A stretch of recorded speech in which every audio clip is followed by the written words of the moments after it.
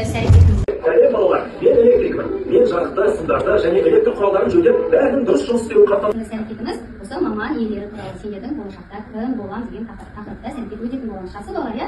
Ең алдымен қызықты бір ойын ойнап алайық, иә? Мұнда асық ату ойыны біз оны түрлендіріп кім мерген деп алдық. Қайсы кезекпен мына жерге келіп, мұндағы асықтарды атып аласыңдар, қайсы асық болады, соның астындағы маманды алып айтасыңдар, кім екен, және оның қажетті құралын тауып бересіңдер. Жақсы?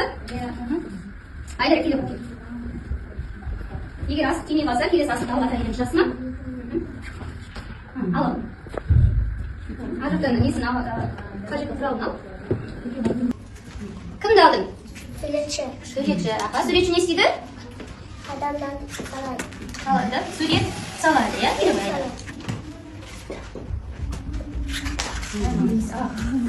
Мариам. Бұл аспазшы бұл. Сатады. Сатады. Жарайды, келіп аға. Жарайды, сатады.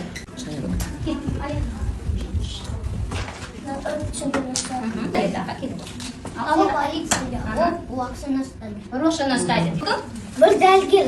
Дәрігер адамдарды емдейді. Тігінші, аға, тігінші не істейді? Адамдарды тігеді. Жарайсың, аға. Үйлерді қуаштырады. Үйлерді тексерейік, иә. Кім екен?